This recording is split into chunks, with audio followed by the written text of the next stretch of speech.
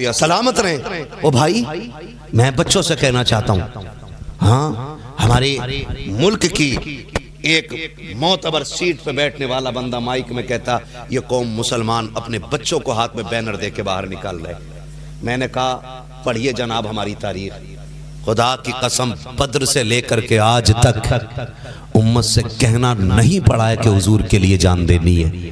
جب بات حضور کی آتی ہے تو جتنی عشق کی آگ جوانوں کے سینے میں لگتی ہے نا، اتنی ہی عشق کی آگ بچوں کے سینے میں لگا کرتی ہے، بچوں کے سینے میں لگا کرتی ہے۔ یہ میرے حضور کا عشق ہے، یہ میرے حضور کا عشق ہے۔ اور کیا کہا میرے امام نے؟ اے عشق تیرے صدقے۔ مجھے ان سے کوئی مطلب نہیں، میں پھر کہوں گا کہ جن کی رشتہ داری وہابیوں میں، مجھے اس سے مطلب ہے جو اپنی ہر چیز سے زیادہ مدینے والے سے پیار کرتا ہے۔ میں صرف اس کے منہ کو دیکھنا چاہتا ہوں جس کا سب کچھ حضور ہے، اور وہی بات سنے جو سب کچھ حضور کو مانتا ہوں، سب کچھ جو حضور کو مانتا ہوں وہ سنے میری بات۔ تاریخ رہی ہے اسلام کی، جب بات حضور کی آتی ہے نا تو جہاں جوان جان دینے کے لیے نکلتے ہیں وہاں بچے بھی جان دینے کے لیے نکل آتے ہیں۔ یہ اسلام کی تاریخ رہی ہے، اسلام کی تاریخ رہی ہے۔ بچوں سے کہنا چاہوں گا، بچوں سچ یہ ہے ہم تو آئے ہی مرنے کے لیے ہیں۔ فرق اتنا ہے کچھ لوگ بستر پہ ایڑیاں رگڑ کے مرتے ہیں، کچھ لوگ محمد عربی کی عزت پہ جان دیا کرتے ہیں۔ وہ لوگوں نبی سے عشق کرو۔ شکر ہے ہمارا تعلق اس قوم سے نہیں ہے جو حضور کو بڑے بھائی کی طرح کہتی ہے، ہمارا تعلق اس قوم سے نہیں ہے جو حضور کو گاؤں کے چودھری کی طرح کہتی ہے۔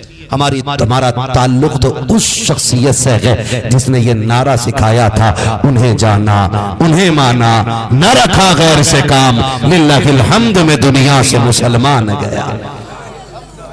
ہمارا تو سب کچھ ہے کہ حضور ہے، کہ حضور جوتا پہن کے کہہ رہا حضور زندہ ہوتے تو دکھتے۔ میں نے کہا عشق لے کے چل مدینے، اور عشق بھی اعلیٰ حضرت جیسا، اعلیٰ حضرت جیسا۔ میں کہوں گا خدا آپ کو مدینے لے جائے نا تو جیب میں موبائل نہ لے کے جانا، بڑی غلطی کرتے ہیں۔ ابھی داخل نہیں ہوئے موبائل پہلے نکال لیا، کوئی ویڈیو بنا رہا ہے، کوئی ویڈیو کال کر کے کہہ رہا ہے دیکھو ہم یہاں تک آ گئے۔ میرا امام کہتا منہ بند کر حرم کی زمین اور قدم رکھ کے چلنا، ارے سر کا موقع ہو جانے والے، دیکھ تو صحیح کھڑا کہاں ہے، دیکھ اپنے قدم دیکھ اور ان کا حرم دیکھ، دیکھ مقدر تجھے کہاں لے آیا گیا، دیکھ تیرے نصیب نے کیا دن دکھائے ہیں تجھے۔ آج یہاں آ کے بھی تو موبائل چلا رہے، یہاں آ کے بھی موبائل چلا رہے۔ اعلیٰ حضرت بھی مدینے گئے تھے، پیر کی جوتیاں نکال دی، کسی نے کہا پٹھان ہو علامہ ہو، اتنی بھی عقل نہیں، زمین پتھریلی ہے۔ آنکھ میں آنسو بھر کے کہا تھا وہ زمین کو ٹوکنے والے، تجھے نہیں پتا شہر نبی کے باغوں کے کانٹے پھول کی پتی سے زیادہ نرمی ہونے کا ہنر رکھتے ہیں۔ کہاں ہے تو؟ اللہ اکبر، گئے پیر میں کانٹا چبا رو دیے تھے اعلیٰ حضرت۔ یہ عشق ہونا چاہیے، یہ عشق ہونا چاہیے۔ حضور یوں ہی کسی کو نظر نہیں آتے، پیر میں کانٹا چبا نکال کے نہ رونے لگ گئے۔ کسی نے کہا پٹھان ہٹا کٹا جوان ہے عاشق حضور کا، ایک کانٹے کے درد سے رو دیا۔ تو میرے امام نے کہا تھا درد سے کون رویا ہے؟ کہا پھر کیوں روئے؟ کہا ایک خیال نے رلا دیا۔ کہا کیوں؟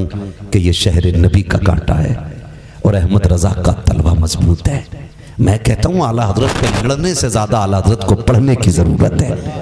خدا کی قسم اگر بندہ پڑھ لینا اعلیٰ حضرت کو نا تو اپنے وقت کا جامی بن کے چمکتا ہے، اپنے وقت کا غزالی بن جاتا ہے۔ اور میں تو کھل کے کہتا ہوں اپنے دور کے سب سے بڑے صوفی کو امام احمد رضا کہا جاتا ہے۔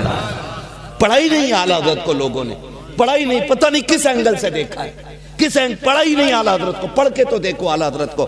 خدا کی قسم جس نے پڑھ لیا ہے نا وہ حضور سے عشق کرنے لگ گیا، حضور سے عشق کرنے لگ گیا۔ سرکار اعلیٰ حضرت نے نا کانٹے کو دیکھ کے کہا تھا، اس خیال نے رلایا کہ احمد رضا کا تلوہ مضبوط ہے اور شہر نبی کا کانٹا بڑا نرم ہے، اگر اس کی نوک ٹوٹ جاتی تو احمد رضا قیامت میں حضور کو کیا جواب دیتا۔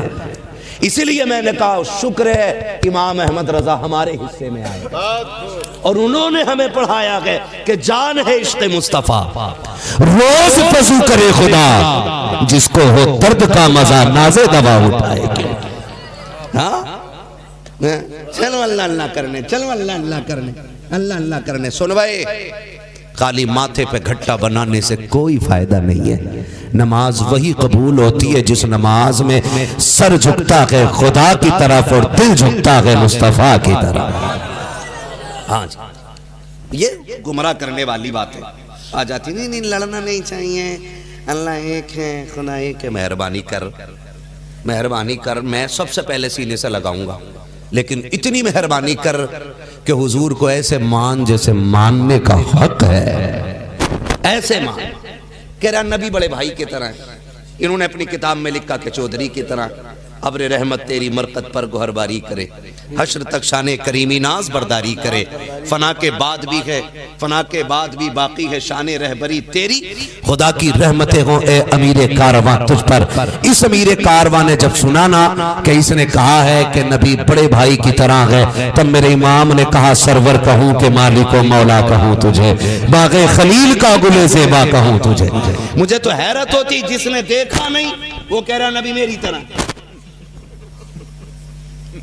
ہاں جس نے دیکھا نہیں وہ کہہ رہا ہے نبی میری طرح ہے, اور جو دیکھ کے آیا ہے نا وہ کہہ رہا لمیاتی نظیر و کفی نظری, مثلے تو نشد پیدا جانا, جگ راج کو تاج تیرے سر سو ہے, تجھ کو شہید سرا جانا.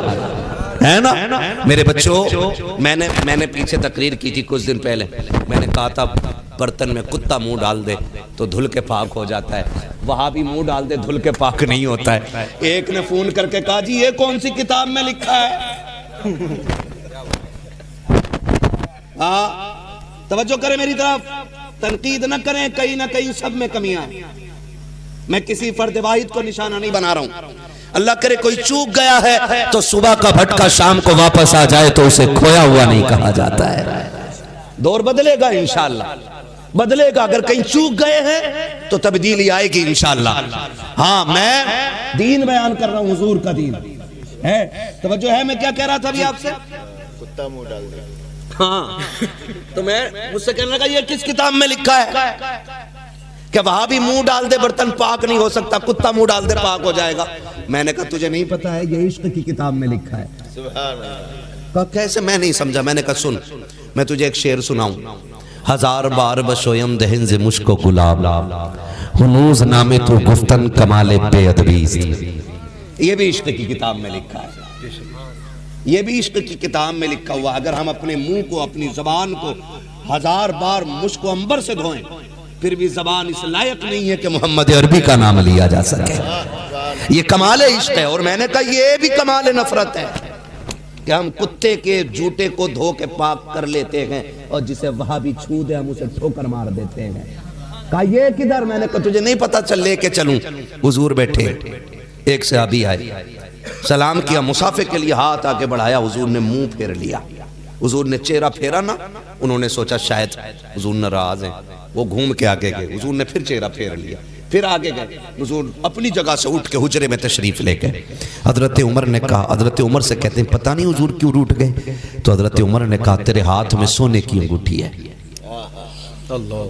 تیرے ہاتھ میں سونے کی انگوٹھی ہے, تجھے نہیں پتا حضور نے حرام کہا ہے. اتنا سنانا, انگوٹھی نکال کے پٹک دی زمین پہ, پٹک دی زمین پہ, اور روتے ہوئے جب گھر جانے لگے تو حضرت عمر نے کہا ٹھہر, انگوٹھی تو لے جا. آپ نے انگوٹھی اٹھائی اور پھینک دی. حضرت عمر نے کہا کیوں پھینک دی؟ یہ سونا تھا, تیرے لیے حرام تھا, بیوی کے لیے تو جائز تھا. کہنے لگے جسے مصطفیٰ نظر سے گرا دے میں گوارا نہیں کر سکتا میرے گھر کا بچہ بھی اسے اپنے ہاتھ میں رکھے. اللہ اللہ اللہ, حضور نظر سے گرا دے, حضور جسے نظر سے گرا دے. صحابی کہتے ہیں کہ میں گوارا نہیں کر سکتا کہ میرے گھر کا بچہ بھی اسے پہن لے. اگلے وقت میں سرکار تشریف لائے ہیں. عمر وہ غلام کہاں ہے؟ سرکار روتے ہوئے چلا گیا ہے. آقا انگوٹھی اس نے پھینک دی تھی, میں نے کہا تھا لے لے, اس نے کہا نہیں, جسے مصطفیٰ نظر سے گرا دے میں گھر کی عورتوں کو بھی وہ سونا نہیں پہناؤں گا. آقا نے کہا جاؤ اسے بلا کے لاؤ, اس سے کہہ دو اس سے مصطفیٰ بھی راضی ہو گیا ہے اور مدینے والے کو پیدا کرنے والا خدا بھی راضی ہو گیا.